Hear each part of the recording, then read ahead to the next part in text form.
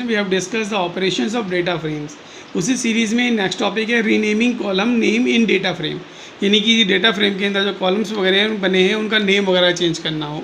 Pandas provides the flexibility to even change और rename any column inside the data frame, यानी pandas के through ऐसी facilities provide होती है, फ्लेक्सिबिलिटी होती है कि इसके अंदर हम डेटा फ्रेम्स को चेंज कर सकते हैं। जस्ट लाइक एक एग्जांपल लेते हैं, एक सीरीज़ हमने लिया A1 के नाम से, उस सीरीज़ के अंदर कुछ डेटा इनपुट एलिमेंट्स इंटर किए और हम उसको इस तरह से रिप्रेजेंट करा रहे हैं, ठीक है। और अगर हमने जो भी हमारा, क्योंकि सारा डेटा फ्रेम DF के अंदर है, तो DF के अंदर उस कॉलम का नाम चेंज कर रहे थे, तो यहाँ पे आपको ये ध्यान रखना है, इस टॉपिक का यूज़ करना है। DF dot column equal to age means क्या होगा, जो A1 की वैल्यू थी अब वो एज हो गई।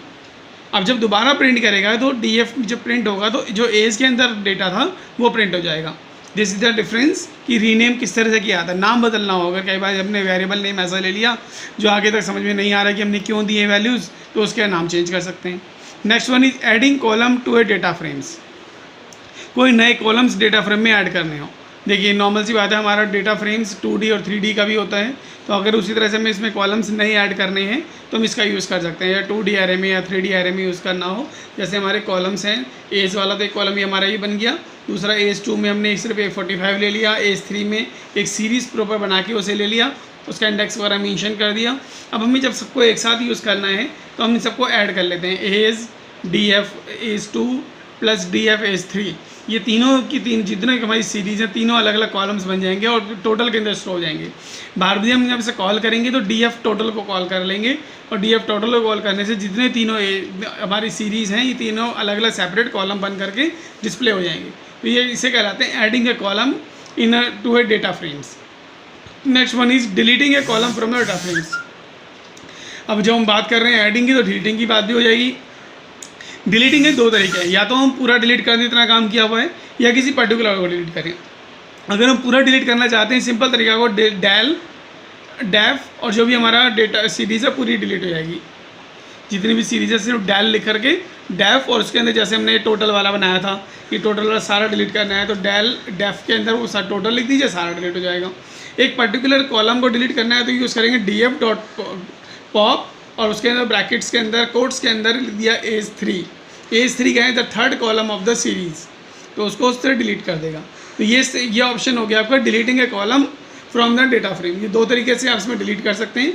Now the binary operations, data frames के अंदर जो बाइनरी ऑपरेशंस होते हैं उनको मैं मेंशन किया हुआ है। It is possible to perform the add, subtract, multiply and divide operations on the data frames. Pandas provide the method of add, subtract, multiply and divide and related functions to radd, add, subtract।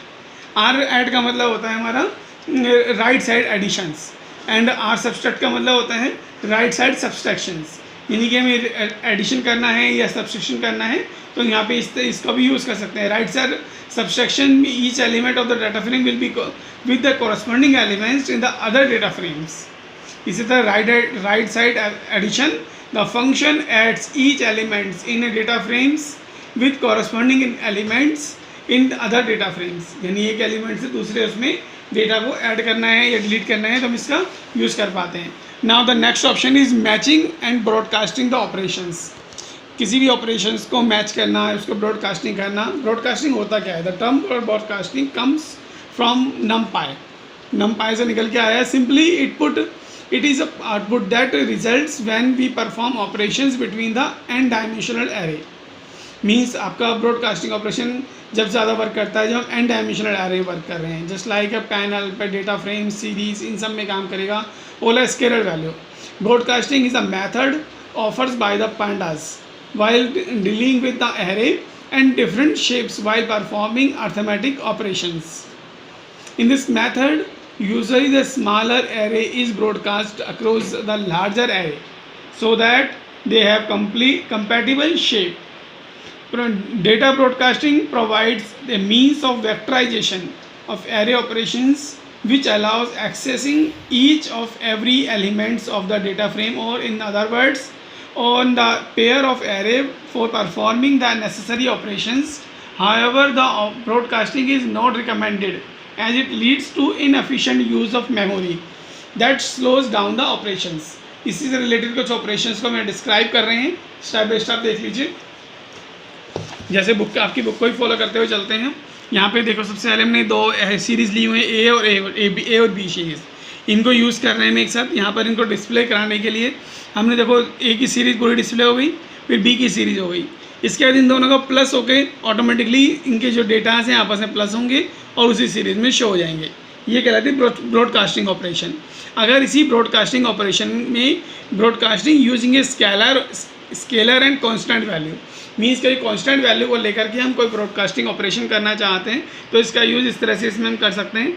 यहाँ पर आपको क्या है, जो भी scalar value है उसको add करना होगा बाकी वैल्यूज़ में। जस्ट लाइक आपकी एक वैल्यू है DF1, ये पूरी सीरीज़ बनी हुई है हमारी, इस सीरीज़ के अंदर स्केलर वैल्यू 50 को डालना चाहते हैं, ठीक है। तो दे दिया DF1 + 50, तो आप देखेंगे 2 में 50 ऐड हो गया, 5 में 50 ऐड हो गया, 6 में 50 ऐड हो गया, 7 में 50 ऐड हो गया, 8 में 50 ऐड हो गया। एक स्केलर वैल्यूज़ के थ्रू ब्रॉडकास्टिंग करना, तो ये कहलाता है broadcasting using scalar and constant value. And the next one is broadcasting using 1D array. 1 dimensional array में किस तरह से ब्रॉडकास्टिंग का यूज़ किया जाएगा। An array which is the second data frame is of different shape as compared to the first data frame, thus we have to broadcast or stretch B, which is an array, vertically to match both the elements of the array। यहाँ देखो हमने क्या किया हुआ है, एक import किया है pandas as PD, एक दो एरे लिए हुए हैं इसमें एक साथ 2, 5, 6 एंड 5, 8, 9। अब हमको इसको डिस्प्ले कराते हैं और डिस्प्ले करते समय इसमें क्वेश्चंस के अकॉर्डिंग किया हुआ DF में 10, 50 एंड 100 को जोड़ना है। अब ये सीरीज़ वाइज जोड़ेगा क्योंकि हमारा 1D एरे है। 2 के अंदर 10 को ऐड किया, 5 के अंदर 50 को एंड 6 के अंदर 100 को। इसी तरह से सेकंड वाले के अंदर 5 के अंदर 10, 8 के अंदर 50 एंड 9 के अंदर 100, इस तरह से ऐड हो जाएंगे। और यहाँ पर it is a very clear from the output displayed that array with which is data frame B adds each elements of data frame A with each elements of this array and with both the row of the data frames। तो इस तरह से ये आपका data frames के operations complete होते हैं। बाकी अगला नेक्स्ट सेशन में। ओके।